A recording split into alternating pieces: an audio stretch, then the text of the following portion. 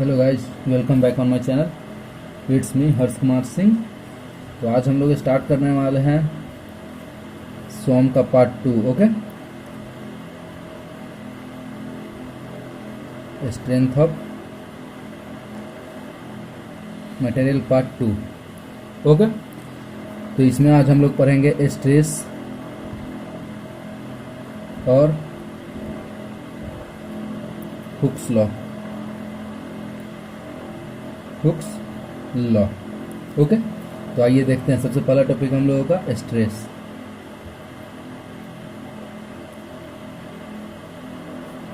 Okay, तो stress के बारे में मैंने स्ट्रेन टाइम में बताया था कि जब भी अगर कोई मटेरियल पे फोर्स लग रहा है तो उसके जस्ट अपोजिट के तरफ फोर्स लगता है, मतलब ये स्ट्रेस लगता है। तो मान लेते कोई ये मटेरियल है, अगर इस तरफ कोई फोर्स लग रहा है, ठीक है, मान ले पी टैप का कोई फोर्स लग रहा है, तो इस तरफ इसका स्ट्रेस लगेगा। ओके, तो आइए देखते हैं कि अगर मान लेते हैं कि कोई मटेरियल है सिलेंड्रिकल। ओके, कोई सिलेंड्रिकल मटेरियल है, तो इस तरफ अगर पी फोर्स लग रहा है, ओके, तो इसके तरफ कोई होगा जो छोटा क्रॉस सेक्शन एरिया लेते हैं, ठीक है, तो डेल ए, और यहीं पे कोई फोर्स मतलब ये स्ट्रेस लग रहा होगा जिसको हम लोग, या फिर पी के जस्ट उल्टा स्ट्रेस लग रहा होगा, तो इसी को कहते हैं हम लोग डेल एफ। ओके, कोई फोर्स होगा, वही फोर्स होगा जो स्ट्रेस के बराबर होगा। ओके, तो आइए देखते हैं। ओके, तो स्ट्रेस का डिफिनीशन क्या होता है? Resisting force per unit area. Okay, तो resisting force per unit area कहने का मतलब जो हुआ, अगर मानते हैं स्ट्रेस, सॉरी ये तो मैंने बताना ही भूल गया, स्ट्रेस को हम लोग डिनोट करते हैं इससे। ओके, तो स्ट्रेस इक्वल टू क्या बोल रहा है? Resisting force per unit area. तो जो फोर्स इधर मतलब ये यूज मतलब अप्लाई हो रहा होगा, उसके जस्ट अपोजिट के तरफ कोई ऐसा फोर्स होगा जो इसको रेजिस्ट कर रहा होगा, वो फोर्स ये है। ओके, तो क्या था हम लोग मतलब resisting force per unit area. तो रेजिस्टिंग फोर्स क्या है? डेल एफ बाई डेल ए। ये होता है डिफिनीशन कोई एक पार्टिकुलर पॉइंट के लिए, ठीक है। तो एक और चीज कि इसको कभी भी हम लोग इस तरह से नहीं लिखते हैं, इसको लिखते हैं हम लोग stress equal to limit del A tends to 0 del F by del F by del A. Okay, इसको हम लोग ये लिखते हैं। और इसका कहने मतलब इसको और इसमें अंतर क्या है कि जब हम लोग इसका बात करते हैं तो कोई भी पॉइंट का बात करते हैं, लेकिन जब हम लोग इसका बात करते हैं डेल ए टेंस टू 0 का बात, इसका मतलब होता है कोई पार्टिकुलर पॉइंट पे, ठीक है ना, हर एक पार्टिकुलर एरिया पे, ठीक है ना। जैसे अगर मान लीजिए ये हो गया, फिर ये हो गया, ये कोई ये होगा पार्टिकुलर, लेकिन ठीक है ना। तो इसका कहने का मतलब क्या होता है कि हर एक अलग अलग एरिया पे अलग अलग तरह का स्ट्रेस हो सकता है, ठीक है ना। तो अगर मान लेते हैं स्ट्रेस कभी भी ये कांस्टेंट नहीं होता है। किसके रिस्पेक्ट में? एरिया के रिस्पेक्ट में। यहाँ इतना अगर इतना स्ट्रेस लग रहा है तो इस पॉइंट पे भी इतना ही स्ट्रेस लगेगा, ऐसा कोई जरूरी नहीं है। तो मान लेते हैं हम लोग के पास क्या है, equal to del A D A by D F लिख लेते हैं, मानते हैं इसको हम लोग, ये डेल को हम लोग ये भी लिख सकते हैं। ओके, तो अब क्या करते हैं, डी एफ को इधर भेज दिया। ओके, तो D F equal to, okay sorry D A है, sorry D A into A equal to D F. Okay, तो इसको क्या करेंगे, दोनों तरफ इंटीग्रेट कर देंगे। ओके, तो बात यह कि मैंने अभी बोला कि ये कांस्टेंट नहीं है, अभी मैंने बोला कि ये कांस्टेंट नहीं है। जब ये कांस्टेंट नहीं है तो ये बाहर नहीं आएगा। तो यहीं पे हम लोग एक कॉन्सेप्ट यूज करते हैं जिसका हम लोग कहते हैं कॉन्सेप्ट ऑफ एवरेज स्ट्रेस, ठीक है। तो अगर मान लेते हैं कि इस पॉइंट पे कोई इतना मान लेते 0.6 लग रहा है स्ट्रेस, ठीक है, तो मान लिया 0.6 लग रहा है, तो मानते हैं यहाँ पे 0.7 है, 0.8 है, या फिर 0.777 है। तो इसको अप्रॉक्स मान लेते हैं कि कोई भी इन सभी का एवरेज है 1, ठीक है ना। उसी तरह से हम लोग क्या करते हैं कि ये जो स्ट्रेस है इसको हम लोग कांस्टेंट मांगते हैं, सॉरी कांस्टेंट लेते हैं as a compare to average stress, okay, तब इसको हम लोग कहते हैं equal to force by per unit area, okay. इसको हम लोग डायरेक्टली नहीं बोलते हैं, ओके, कि stress equal to force upon area, okay. और सबसे मोस्ट पॉइंट क्या है जो हमेशा मतलब पूछते रहता है, वो क्या है कि ये जो स्ट्रेस हम लोग पढ़ते हैं वो हमेशा स्टैटिक्स बॉडी के लिए पढ़ते हैं। किसके लिए? ठीक है ना, स्टैटिक्स बॉडी के लिए। तो स्ट्रेस किसके लिए पढ़ते हैं? सिर्फ केवल स्टैटिक्स बॉडी के लिए। और ये सबसे मोस्ट इंपॉर्टेंट बात है जो हमेशा पूछ देता है, ठीक है ना। तो इसका क्या होता है? P बाई ए। और ये P क्या है, किसके बराबर है? जो ये रेजिस्टिंग फोर्स के बराबर है। क्या बोला था कि ये P जो है किसके बराबर है? इस रेजिस्टिंग फोर्स के बराबर है, ओके। तो P बाई एरिया रखें, ठीक है ना। और ये इसका यूनिट होता है, स्ट्रेस का यूनिट होता है Newton per unit metre square या फिर PA पास्कल, ओके। ये इसका यूनिट होता है, ओके। तो आइए देखते हैं टाइप ऑफ स्ट्रेस में। अब आते हैं यहाँ पे type of stress, okay.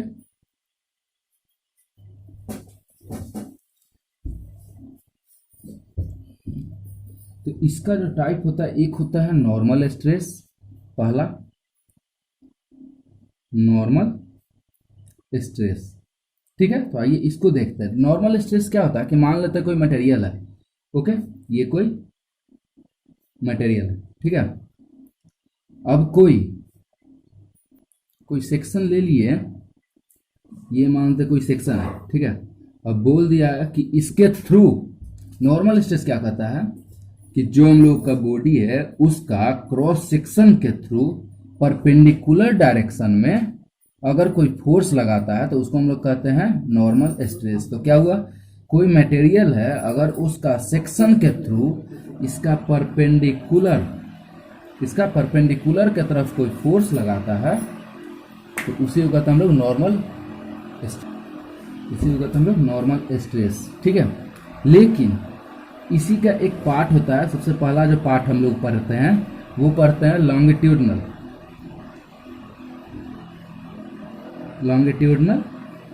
Stress. Longitudinal word से याद आ रहा होगा कि कोई अगर मटेरियल इधर है ऐसे, तो इसका लॉन्गिट्यूडनल डायरेक्शन में, मतलब टेंसाइल डायरेक्शन में अगर कोई फोर्स लग रहा होगा तो उसको हम लोग लॉन्गिट्यूडनल स्ट्रेस कहते हैं, ठीक है।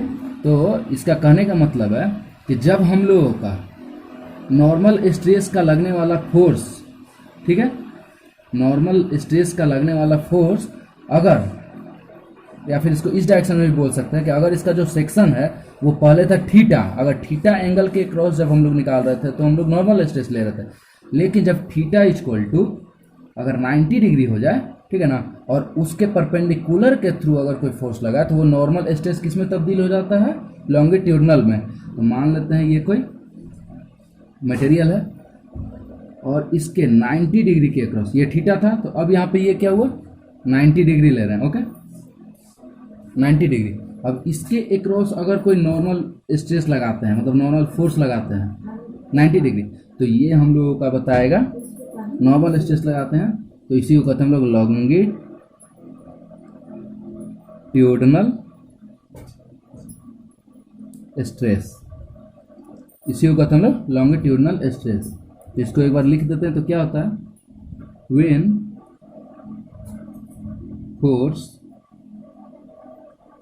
Acting in the direction of cross section, okay. तो इसका क्रॉस सेक्शन कौन सा है? ये वाला है। तो इस क्रॉस सेक्शन के लॉन्ग अगर कोई नॉर्मल स्ट्रेस लगता है तो उसी को हम लोग लॉन्गिट्यूडनल स्ट्रेस कहते हैं। अब लॉन्गिट्यूडनल स्ट्रेस जो होता है वो दो प्रकार का होता है। पहला जो होता है वो देख लेते हैं,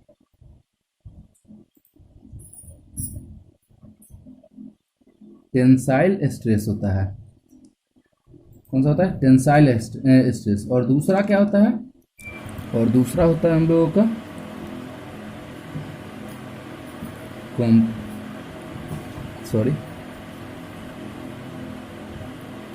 कॉम्प्रेसिव स्ट्रेस। तो हम लोगों ने पिछला लेक्चर में पढ़ा था कि जब भी हम लोग टेंसाइल का बात करते हैं तो हम लोग हमेशा पॉजिटिव रखते हैं, ओके, और जब कंप्रेसिव का बात करते हैं तो हमेशा निगेटिव रखते हैं, ओके। तो टेंसाइल को क्या कहते हैं हम लोग? टेंसाइल को कि force acting along the tangent or parallel to the surface of body, okay. तो अगर मानते हैं कोई ये मटेरियल है और इसके पैरेलल में कोई फोर्स लगाया जाए, ओके, या फिर इसके अलोंग में कोई फोर्स लगाया जाए, ये दोनों का दोनों जो होगा हम लोगों का टेंसाइल फोर्स होगा, ठीक है। लेकिन कॉम्प्रेसिव फोर्स क्या कहता है? Force acting along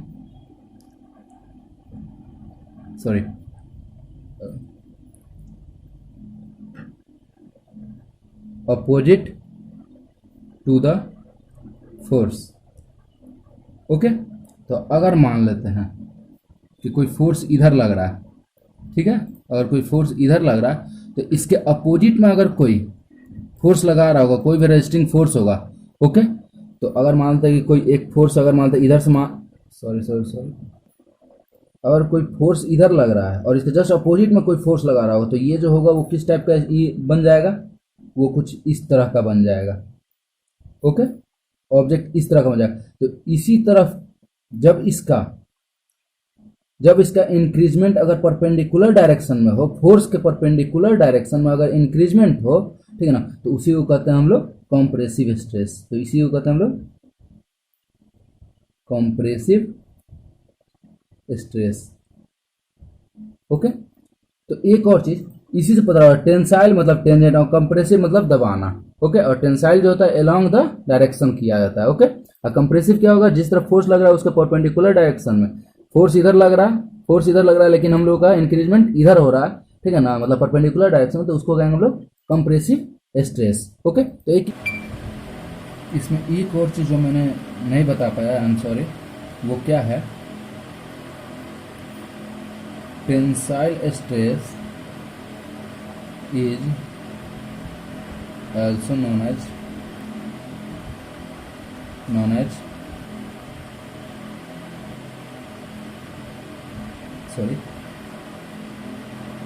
shear stress, okay. तो ये चीज़ आपको पता होना चाहिए कि जो टेंसाइल स्ट्रेस होता है उसी को हम लोग शेयर स्ट्रेस भी कहते हैं। तो आइए इस पर एक क्वेश्चन देखते हैं। मान लेते हैं लेट ये कोई मटेरियल है, ओके, ओके। इस मटेरियल को मानते ये कोई क्रॉस सेक्शन है, ओके, कि इसके अलोंग हमको टेंसाइल स्ट्रेस निकालना है और क्या बोलते हैं इसको, शेयर स्ट्रेस निकालना है, या फिर उसको बोल सकते हैं टेंसाइल स्ट्रेस निकालना है, ओके।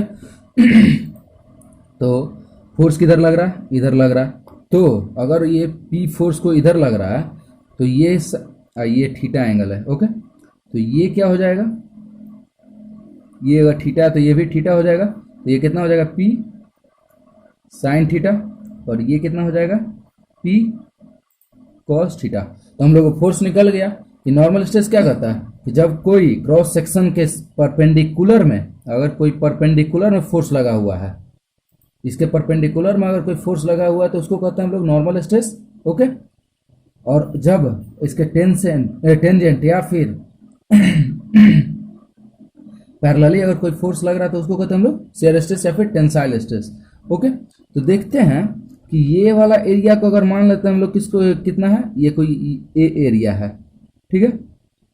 तो ये एरिया और इस एरिया में बहुत डिफरेंट होगा, डायगोनलाइजेशन एरिया में और इस एरिया में बहुत अंतर होगा।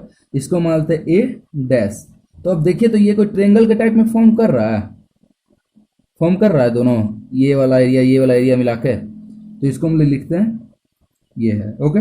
ये हो गया ए, ये हो गया ए डैश, ठीक है, और ये हो गया इसका थीटा, ओके, सॉरी। तो साइन थीटा इक्वल टू कितना हो जाएगा? Sine theta equal to A by A dash, okay.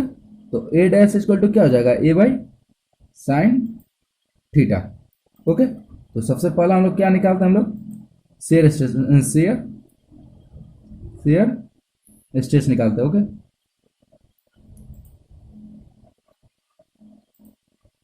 Shear stress निकालते हैं। तो शेयर स्ट्रेस के लिए क्या होता है हम लोग के पास, या फिर इसी को हम लोग इसी को हम लोग क्या बोलते हैं, tensile stress.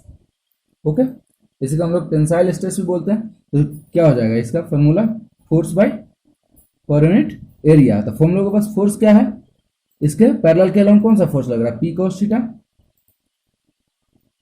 A equal to area dash कितना है, A dash equal to area कितना हो गया, इसका ये वाला एरिया कितना है, सॉरी ए डैश होगा ना, ये एरिया कितना होगा, ए बाई साइन थीटा। ओके, ये कितना हो जाएगा, ए बाई साइन थीटा। तो ये कितना हो जाएगा, P by A into sign theta into cos theta. ठीक है, अब क्या करेंगे कि दो ऊपर में मल्टीप्लाई कर देंगे और दो डिवाइड कर देंगे, सॉरी ये दो मल्टीप्लाई कर देंगे, दो डिवाइड कर देंगे। तो इससे क्या हो जाएगा, P by two A into sine two theta. Sine two theta का वैल्यू कितना आता है, two sine theta into cos theta. ये ऐसे ही निकलता है। ओके, तो शेयर स्ट्रेस निकालना सीख गए। अब मान लेते हैं हम लोगों को नॉर्मल स्ट्रेस निकालना होगा। तो नॉर्मल स्ट्रेस के लिए क्या करेंगे, नॉर्मल स्ट्रेस के लिए क्या करेंगे हम लोग, फोर्स पर यूनिट एरिया, ए डैश ये है, ये वाला एरिया निकालना। तो इसका हम लोग का फोर्स कितना है, परपेंडिकुलर फोर्स कितना है, P sine theta, P sine theta. Area कितना हम लोगों के पास, ए बाई साइन थीटा। तो हम लोग के पास क्या हो जाएगा, P by A into sine square theta. ये हो जाएगा नॉर्मल स्ट्रेस। तो इसका कहने का मतलब क्या है कि अगर कोई भी मटेरियल अगर आपको दिया हुआ है, ये सबसे शॉर्ट फॉर्म है जो मैंने आपको बताया, कोई भी अगर मटेरियल दिया हुआ है, ओके, तो उसका आप लोग शेयर स्ट्रेस या फिर टेंसाइल स्ट्रेस या फिर नॉर्मल स्ट्रेस निकाल सकते हो नॉर्मली। ओके, नॉर्मली आप निकाल सकते हो, एक बार फिर से देख लो। ओके, तो अब हम लोग आते हैं कि हुक्स लॉ क्या कहता है। ओके, अब आते हैं हम लोग हुक्स लॉ के पास। तो हुक्स लॉ का कोई कंडीशन होता है, हुक्स लॉ ऐसे नहीं लग जाता कोई भी मटेरियल पर, इसके लिए कोई कंडीशन होता है। तो वो कंडीशन हम लोग देखते हैं। ओके, तो इसका पहला कंडीशन जो है वो क्या कहता है कि केमिकल कंपोजिशन अगर उसमें होगा तो उसको इग्नोर करते हैं। ठीक है, ignore chemical, sorry spelling mistake, chemical composition. Chemical composition होगा तो उसको क्या करेंगे हम लोग, इग्नोर करेंगे। दूसरा, चेंज इन टेम्परेचर, अगर टेम्परेचर चेंज होगा तो भी हुक्स लॉ नहीं प्रोवाइड होगा। ठीक है, तो इसको नॉट पॉसिबल। ओके, तो अगर चेंज इन टेम्परेचर होगा तो पॉसिबल नहीं है। ठीक है, दूसरा, सरफेस प्लेन होना चाहिए, सरफेस होगा हमेशा प्लेन होना चाहिए। ओके, और चौथा बात जो सबसे मोस्ट इंपॉर्टेंट है कि रिजिड नहीं होना चाहिए, रिजिड नहीं होना चाहिए, सॉरी अब क्या लिखूं इसको, नहीं होना चाहिए। ठीक है, रिजिड नहीं होना चाहिए, अगर रिजिड होगा तो उसमें हुक्स लॉ अप्लाई नहीं होगा।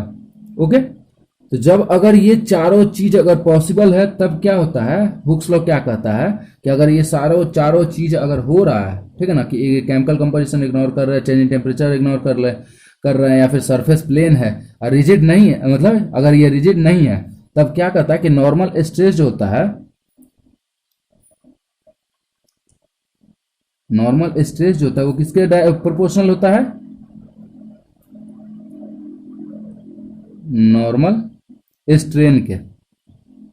ओके, ये कहता है हुक्स लॉ कि अगर इस सब चीज, अगर किसी मटेरियल पे अगर ये सारे चीजों को हम लोग इग्नोर करते हैं, ओके, तब नॉर्मल स्ट्रेस जो होता है वो नॉर्मल स्ट्रेन के डायरेक्टली प्रोपोर्शनल होता है। ओके, तो क्या कहता है कि नॉर्मल स्ट्रेस जो होगा वो डायरेक्टली प्रोपोर्शनल होगा किसमें, नॉर्मल स्ट्रेस के। ओके, लॉन्गिट्यूडनल स्ट्रेस जो होगा वो किसके प्रोपोर्शनल होगा, लॉन्गिट्यूडनल स्ट्रेस के। ओके। टाउ जो होगा, टाउ क्या है हम लोगों को जो भी बताया था मैंने, शेयर स्ट्रेस। शेयर स्ट्रेस को ही हम लोग क्या करते हैं, टाउ से रिप्रेजेंट करते हैं। सॉरी, ये मैंने नहीं बताया। टाउ जो होगा वो शेयर स्ट्रेन जो होगा किससे, शेयर स्ट्रेस के बराबर होगा। शेयर स्ट्रेस को हम लोग किससे करते थे, फाई, जो एंगल चेंज होता था, याद आया, ये जो एंगल चेंज होता था,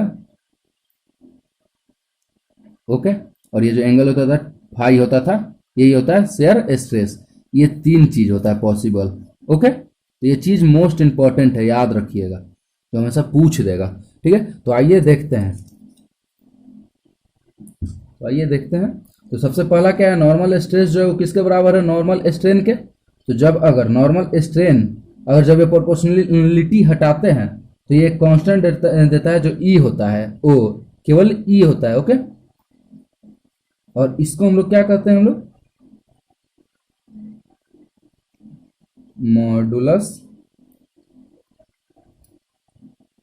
modulus of elasticity, okay, modulus of elasticity, okay. या फिर इसी को हम लोग कहते हैं यंग्स मॉडुलस, ओके। इसी को कहते हैं हम लोग यंग मॉडुलस या फिर मॉडुलस ऑफ इलास्टिसिटी। लेकिन जब हम लोग केवल नॉर्मल स्ट्रेस को अगर नॉर्मल स्ट्रेन के बराबर करते हैं, मतलब ये डायरेक्टली प्रोपोर्शनल करते हैं, ओके, तो ये क्या करता है, सॉरी ये तो सेकंड पार्ट था। अगर जब हम लोग टाउ को, शेयर स्ट्रेस को अगर शेयर स्ट्रेन के डायरेक्टली प्रोपोर्शनल करते हैं, okay, sorry shear stress, sorry shear stress को अगर डायरेक्टली प्रोपोर्शनल है किससे, शेयर स्ट्रेस से। शेयर स्ट्रेस जो है, ये शेयर स्ट्रेस, ये स्ट्रेस है और ये स्ट्रेन है। ये कभी कभार मैं भी कंफ्यूज होता हूँ, जो आप लोग यहाँ पे ध्यान देंगे। जब इसको हम लोग टाउ को अगर इक्वल टू और प्रोपोर्शनलिटी हटाते हैं तो ये जो देता है वो जी देता है, क्या देता है, जी। और इसी जी को हम लोग क्या बोलते हैं, मॉडुलस ऑफ रिजिडिटी, ओके। तो हम लोगों को जो इसमें पढ़ना है वो क्या पढ़ना है, लास्ट है graph of stress and strain, okay. तो यहाँ पे जानने वाली बात क्या है, इसके लिए कुछ मैथमेटिकल चीज है जो आप लोगों को पता होना चाहिए कि जब हम लोगों को y equal to M X plus C होता है, mx प्लस सी होता है, ओके। तो हम लोग का ग्राफ कैसा होता है, कुछ इस तरह का होता है, ये हो जाता है c, ये होता है कोई m, ओके, ये हो गया x एक्सिस, ये हो गया y एक्सिस, ऐसा कुछ होता है, ठीक है। तो जब हम लोगों के पास फॉर्मूला है shear stress equal to modulus of Young modulus into shear strain, यही हम लोग के पास फॉर्मूला है। और इसके पास जो c है वो वैल्यू कितना है, वो 0 है। तो इसका ग्राफ कुछ इस तरह से बनेगा जो ओरिजिन से पास करेगा, ओके। तो ये जो ओरिजिन से पार किया, तो हम लोग ग्राफ किसका किसका बना रहे हैं, जब हम लोग x और y का लेते थे तो कुछ इस तरह का ग्राफ बनता, हम लोग के पास ग्राफ किसका है, स्ट्रेन और स्ट्रेस का। तो पहले स्ट्रेस हो गया और ये स्ट्रेन हो गया, ओके। तो एक और चीज इसमें और इसमें अंतर क्या है कि ये इन्फानाइट के लिए, लेकिन हम लोगों के पास कोई भी ऐसा ऑब्जेक्ट नहीं है जिसको इन्फानाइट तक खींच सके, ठीक है, या फिर टेंसाइल कर सके। तो उसका कोई पॉसिबल होता है, मानते ये यहां पे जाके टूट गया, ठीक है, बस इतना ही हुआ, ठीक है। इसी को कहते हैं हम लोग limit of proportionality, okay, limit of proportionality. और ये जो ग्राफ देता है वो किस चीज का ग्राफ देता है, वो देख लेते हैं हम लोग, लीनियर इलास्टिक मटेरियल, ओके। ये लीनियर इलास्टिक मटेरियल देता है। और ये जो मटेरियल होगा वो किसको मतलब सेटिस्फाई कर रहा होगा, हुक्स लॉ को, ओके। तो समझ में आ गया कि ये क्या कह रहा है। तो एक और चीज यहां पे जानने वाली बात क्या है कि जब हम लोग shear stress equal to modulus Young modulus into shear strain जब यूज करते हैं, ओके, तो हम लोग का यंग मॉडुलस जो यहाँ पे क्या होगा, हम लोग के पास यंग मॉडुलस क्या हो जाएगा, shear stress by shear strain, और इसका जो यूनिट होता है वो भी क्या होता है, न्यूटन पर मीटर स्क्वायर के बराबर होता है। ये चीज इसका यूनिट है। ओके, ये इसका बराबर होता है, ये आप लोगों को पता होना चाहिए, जो कि मोस्ट इंपॉर्टेंट है। ये सॉरी, ये दिखाई नहीं दिया, ये देख लीजिए। सॉरी, क्या हुआ कि जब हम लोग यहाँ पे यूज करते हैं यंग मॉडुलस इक्वल टू क्या है, shear stress by shear strain, तो इसका जो ये यूनिट होगा वो क्या होगा, न्यूटन पर मीटर स्क्वायर होगा। ओके, ये चीज आपको देख लेनी चाहिए, इंपॉर्टेंट। एक एग्जांपल लेते हैं, मान लेते हैं कि कोई ए है, ओके, और ये कोई बी है। ओके, इसका जो है सॉरी, इसका यंग मॉडुलस E1 है और इसका यंग मॉडुलस E2 है, जो कि E1 जो है E2 से बड़ा है, ये आपको दिया हुआ है। ओके, तो ग्राफ बनाते हैं। ओके, तो यहाँ पे देखने वाली बात क्या है कि जब हम लोग जिसका बड़ा होता है यंग मॉडुलस, ओके, उसका जो होगा वो एंगल वो बड़ा होगा एक्स एक्सिस से। ओके, तो ये हुआ इसका एक्स एक्सिस से, तो ये किसको देगा, ए जो है E1, और जिसका छोटा है उसका कम एंगल बनाएगा, ये हो गया ए डैश, और ये जो होगा ये कितना हो जाएगा, बी डैश, ये हो गया बी E2। अगर मान लेते हैं कि किसी को शेयर स्ट्रेस वाला फोर्स जो है वो बराबर देते हैं, ये कोई शेयर स्ट्रेस वाला फोर्स, तो इसमें देखने वाली बात क्या है कि इसका अलग अलग शेयर स्ट्रेन आएगा। Okay, sorry black pen use करता हूं। शेयर स्ट्रेन जो होगा वो अलग अलग आएगा। ओके, E1 E2 आ रहा है ना, E1 E2। तो इसमें क्या कहता है ये चीज कि Young modulus is directly proportional to strain. Okay, मतलब जितना ज्यादा शेयर स्ट्रेन होगा, सॉरी यंग मॉडुलस होगा, ठीक है ना, उतना ही इसका स्ट्रेन होगा। ओके, तो ये कहने का मतलब क्या होता है कि Young modulus is measured of stiffness. Stiffness मतलब कड़ा, जितना ज्यादा फोर्स अगर E1 को अगर E2 के बराबर, मतलब ए को बी के बराबर, ठीक है ना, इलोंगेट होना होगा। ओके, तो इसको फोर्स जो होगा वो यंग मॉडुलस जो मतलब इसका जो फोर्स होगा वो ज्यादा देना पड़ेगा। मतलब अगर मान लेते ये ए है, ओके, और ये कोई बी है, ए है बी है, तो ए को ज्यादा फोर्स देना होगा ताकि इसके बराबर आ पाए, बी के बराबर। इसका कहने का मतलब ये होता है, मतलब फोर्स ज्यादा लगाना पड़ेगा डिफॉर्म करने के लिए ए को बी के बराबर। ठीक है, तो ई से ज्यादा फोर्स लगाना होगा, E1 जो है, तो ए पे E1 से ज्यादा फोर्स लगाना होगा ताकि वो बी की तरह डिफॉर्म हो जाए। तो ये चीज आपको पता होना चाहिए कि यंग मॉडुलस होता है वो डायरेक्टली प्रोपोर्शनल होता है किसके, स्ट्रेन से। Okay, thank you so much. Okay, topic complete.